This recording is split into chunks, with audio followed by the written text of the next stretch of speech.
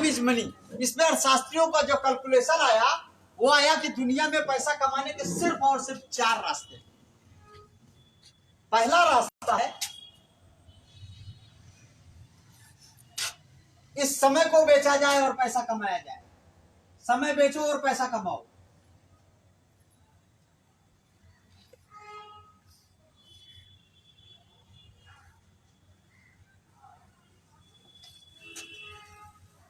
इस सेक्टर में जितने भी नौकरी पेशा हैं वो सभी लोग आते हैं। वो दूसरों के लिए खुद काम करते हैं। उनका कोई बॉस होता है, मालिक होता है, जिसकी डांट डपट सुननी पड़ती है। नौकरी चाहे सरकारी हो और चाहे प्राइवेट हो, वह टाइम अपना बेचता है और पैसा कमाता है। कभी भी नौकरी जाने का खतरा, जैसा लॉकडाउन में बहुत सारा। इसमें जो है सीमित पैसा कमाया जा सकता है। जितना जो है आपने नौकरी में तनख्वाह निर्धारित है उससे ज्यादा पैसा आप नहीं पा सकते हैं। और टाइम पूरा देना है, सुबह से शाम तक, जितने बजे से जितने बजे तक की ड्यूटी है, आप कहीं जा नहीं सकते हैं। यानी इसमें टाइम फ्रीडम तो बिल्कुल नहीं। क्योंकि सीमित पैसा मिलता है इसलिए मनी फ्रीडम भी नहीं। इसके बाद आपके ना रहने पर वह नौकरी बच्चे को मिल जाएगी, इसकी भी सिक्योरिटी नहीं, इसलिए इसमें कोई सिक्योरिटी भी नहीं है। यानी कहने का मतलब है इसमें जरूरत तो पूरी हो सकती है लेकिन अमीर नहीं। अब हम बात करते हैं दूसरे सेक्टर की। ये दूसरा सेक्टर, 4 सेक्टर में बांट दे रहे हैं। दूसरा सेक्टर, इसमें लोग समय को अपने लिए खर्च करते हैं, बेचते नहीं है, लेकिन उस समय को अपने लिए खर्च करते हैं। समय अपने ऊपर खर्च करो और पैसा कमाओ। इसमें सभी दुकानदार आते हैं। वो अपने लिए खुद काम करते हैं और पैसा कमाते हैं, लेकिन दुकान लगाने के लिए पूंजी लगती है। और नंबर 1 के सेक्टर के कुछ लोगों का अगर समय खरीदा है तो उनको अपने हाथ 4 नौकर भी लगता है तो उसको भी तनख्वाह देनी पड़ती है। इसमें जबकि पहले सेक्टर में है समय बेचने में कि अपनी कोई पूंजी नहीं लगानी पड़ती है। हाँ, पढ़ाई लिखाई में जो लगाया हो उसकी बात है, पूंजी नहीं लगानी पड़ती है, लेकिन इसमें पूंजी भी लगानी पड़ती है। सुबह से शाम तक बैठता है, इसलिए इसमें टाइम की आजादी तो है ही नहीं, नो टाइम फ्रीडम। हाँ, ये पहले सेक्टर वालों से ज्यादा पैसा कमाते हैं, लेकिन ये भी अमीर नहीं बनते हैं कि सिर्फ जरूरतें पूरी होती है, इनसे अच्छी पूरी होती है, बस इनसे मजे में होते हैं। लेकिन ये है मनी फ्रीडम, यहाँ भी इनको नहीं है। इनके ऊपर कोई बास नहीं है, लेकिन मनी फ्रीडम और टाइम फ्रीडम नहीं है। अब हम आ जाते हैं तीसरे सेक्टर में। ये जो तीसरा सेक्टर है, इसमें वे लोग आते हैं जो दूसरों का समय खरीदते हैं। दूसरों का समय खरीदते हैं और पैसा कमाते हैं। और यह लोग अमीर बनते हैं। यह लोग अमीर बनते हैं। इसके बाद यहां बहुत बड़ी पूंजी लगानी पड़ती है, सबसे बड़ी बात यह है। लेकिन इसके पास टाइम फ्रीडम भी है और मनी फ्रीडम भी है, क्योंकि बहुत सारा पैसा ये कमाता है। डांसर, खिलाड़ी, इस तरह के लोग आते हैं और वह लोग जो है भी रिच बनते हैं, क्योंकि वो जो उनका कला ज्ञान और वो है जो इंडस्ट्री की तरह काम करती है। जैसे हीरो, हीरोइन, डांसर इत्यादि, संगीतज्ञ, वैज्ञानिक, आज यह लोग इंडस्ट्री की तरह से पैसा कमाते हैं। इसलिए अब एक सवाल पैदा होता है, मैं आप लोगों से एक सवाल पूछना चाहता हूं। यह है बीच की रेखा। इस इनकम को में रहना चाहता है तो आपका जवाब क्या? दाहिने। बोलिए, दाहिने से। सभी लोग बताइए, दाहिने से। बोलिए। और साहब किस हिस्से में रहना चाहेंगे? एक चीज और क्लियर कर दूं, फिर इस सवाल को और क्लियर हो जाएगा। दुनिया का, पूरी दुनिया का 5% पैसा इस बाएं हिस्से में है, लेकिन 95% लोग दुनिया के इस बाएं तरफ में है। घनी आबादी, पैसा सिर्फ 5%। दाया तरफ में चाहते हैं। दाया में श्रीमान जी, ये जो चौथा सेक्टर है, ये इन्वेस्टर आते हैं, पैसे से पैसा कमाते हैं, यानी पहले से अमीर हैं और अमीर होने के लिए काम करते हैं। तो मैं तो पहले से अमीर नहीं, तो मैं तो इस सेक्टर में नहीं आ सकता। ये भी कट गया। अब बचा सिर्फ टीवी में, अखबार में ऐड दिए जाते हैं, हीरो हीरोइन को इन्वॉल्व किया जाता है, जो कि प्रचार करते हैं करोड़ों पैसा लेकर के, लेकिन वो प्रचार झूठा हो तो भी करेंगे। उनको पैसा से मतलब है, झूठा प्रचार करेंगे। कैसे? दाने दाने में है केसर का दम। क्यों? सच है? झूठ केसर भरा है, 100% झूठ है। हमारी सुंदर बीच बीच के बिचौलियों में बट गया। यही आपका ट्रेडिशनल मार्केट है।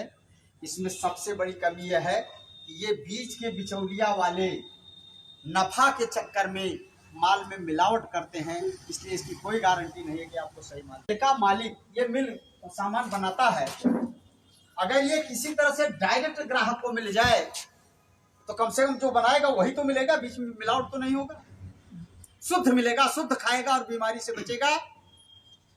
ऐसा है कि नहीं? है। अब इसने जो है बीच के सभी लोगों को काट दिया। डस्टर का जी,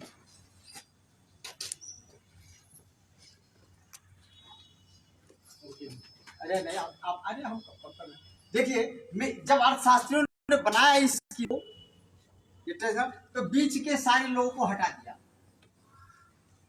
बीच के सारे लोगों को हटा दिया।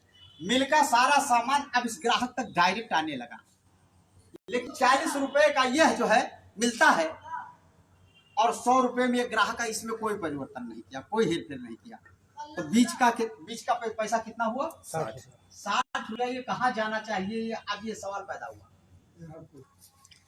इसलिए कि मिल मालिक तो अपना पूरा नफा मुनाफा ले करके अपनी जगह पर है। ये पैसा अगर जो है 60% भी मिल को वापस आती है तो ये बेईमानी होगा कि नहीं? ये अर्थशास्त्रियों जो बनाया वो ये 60 रुपया जो बचा उसको ग्राहक की तरफ डायरेक्ट कर दिया। ये अगर ग्राहक को मिले तो ग्राहक को सामान भी मिलेगा और साथ साथ पैसा भी मिलेगा और वो अमीर हो जाएगा, उसकी गरीबी हो जाएगी, उसके साथ हो जाएंगे। अब सवाल इस बात का है, ये ग्राहक पहले जाता था दुकान से, सामान लेता था और पैसे देके चला आता था, लेकिन ये जो 60 रुपया है इसको पाना है, अगर इसको बता दिया गया कि इसको तुमको पाना है तो इसको कुछ काम भी दे दिया गया और इस सिस्टम बना दिया, किसी सिस्टम के तहत मिलेगा।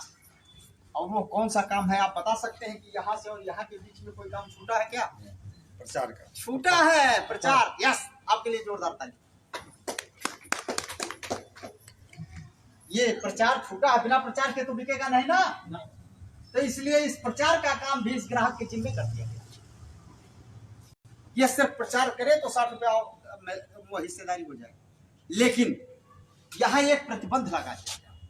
ये पैसा लेकर के हीरो हीरोइन जो झूठ बोल करके दाने दाने में है केसर का दम, इससे कहा गया कि तुमको झूठ बिल्कुल नहीं बोलना है, सच्चा माल हो तो सच्चा कहो और कच्चा माल हो तो कच्चा कहो। इसका पता इसको कैसे चलेगा?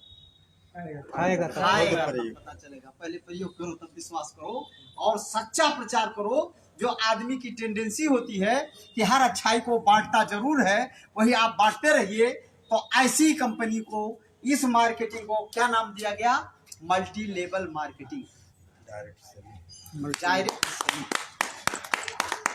इसलिए आज बेरोजगारी बहुत जबरदस्त है, हर आदमी की पैसे की जरूरत है और हर आदमी खुशहाल दिखाने का ड्रामा कर रहा है, जबकि एक्चुअली अंदर से खुशहाल नहीं है। क्योंकि वो तो तब पता चलता है जब स्कूल से तगादा आ गया, आपके बच्चे का फीस नहीं जमा, अच्छा हमारे साथ तो बस जल्दी से इंतजाम कर दूंगा, तुरंत क्यों नहीं? दूध वाले ने तगादा किया, महीना पूरा हो गया है, अच्छा ठीक है इंतजाम करता हूँ, तुरंत क्यों नहीं? खाद बिया के लिए पता चला दूसरों से उधार के लिए परेशान होना चाहता, कहाँ से पास आए? सारी परेशानियों को देखते हुए आप जानते हैं कि मैं कितनी तकलीफ में हूँ, भले दूसरों को दिखावा करेंगे, मैं बड़े मजे में हूँ। यानी हर आदमी पैसे से परेशान है, छोटे से बड़ा तक पैसा सबको चाहिए। इसलिए हमको जिस दिशा में आज तक हम चल रहे थे, अगर उस दिशा में चलने से हमको मजे की जिंदगी, आराम की जिंदगी, खुशहाल जिंदगी नहीं मिली, तो हमको अपनी दिशा बदल देनी चाहिए। यस क्योंकि जिस दिशा में चलने से दशा ना सुधरे, उस दिशा को बदल देनी चाहिए। तो अब हमको सोचने के लिए क्या बचा? मल्टी लेवल मार्केट में आना पड़ेगा। और एक चीज आप जान लीजिए, यह सबकी जरूरत है। अब आपका एक सवाल यहाँ पैदा हो सकता है कि जो हम पहले से कर रहे हैं उसको क्या करें? भाई सुबह से शाम तक तो हम कर रहे हैं, अब हम कब इसको कब करें? है तो हमारी जरूरत, लेकिन कब करें? तो ये इसके साथ एक और भी गुणवत्ता जुड़ी हुई है कि आप इसको पार्ट टाइम, फुल टाइम, जैसा आप चाहे वैसा कर सकते हैं। पार्ट टाइम करने के लिए जितने आप गपशप में, चाय की दुकान पर आप यार दोस्तों के साथ बिताते हैं, वो सब चीजें आपको छोड़नी चाहिए। अब यहाँ इतनी सारी गहराई के बाद सवाल फिर आकर के यहाँ तीसरे कॉलम पर खड़ा हो गया कि हमको ये करनी तो चाहिए, लेकिन इसको करने के लिए मिल, फैक्ट्री और फलान ढकान करना हमारे बस का नहीं है। तो ये एक सवाल पैदा हो गया फिर यहाँ, और वो मैं आपको बताना चाहता हूँ, आपकी औकात हमारी औकात या ऐसी अमीरी की नहीं है कि हम मिल फैक्ट्री लगा के हजारों आदमियों को काम पर रख लें और कच्चा माल खरीद के माल बनाएं। ऐसी स्थिति है क्या हम लोग? नहीं। अच्छा, एक सवाल ये पैदा हुआ कि अगर कोई दूसरा व्यक्ति आपके लिए एक मिल कारखाना लगा दे, कोई दूसरा आदमी रुपया खर्च करके तनख्वाह दे के हजारों आदमियों को उस मिल में काम पर लगा दे और कच्चा माल खरीद करके उसमें माल को बनाना शुरू कर दे और कहे यह सब मैं आपको सौंपने को तैयार हूं एक सिस्टम के तहत, और वो मिल कारखाना और इसका शेयर बना दे, तो क्या हम आप अमीर बन सकते हैं कि नहीं फ्री में मिलने पर? बन सकते, बिल्कुल बिल्कुल। जब बताइए, बन सकते। और साहब बताइए। तो आईएमसी ने, हम डायरेक्ट आईएमसी पर ही आ रहे हैं जी। आईएमसी ने फैक्ट्री लगाया हरिद्वार में, फैक्ट्री लगाया लेह लद्दाख में हिमालयन बेरी प्लांट बनाने के लिए, जूस बनाने के लिए, और हजारों आदमियों को काम पर लगा दिया जिसकी सैलरी आईएमसी कंपनी देती है। उसमें वैज्ञानिक, रिसर्चर, मैनेजर और जाने क्या क्या तमाम सब कैशियर, रिसेप्शनिस्ट, आपका जो फोन टोल प्रिफर करते हैं, ये सब के लिए तमाम लोगों को काम पर लगाया, उसकी सैलरी भी कंपनी देती है।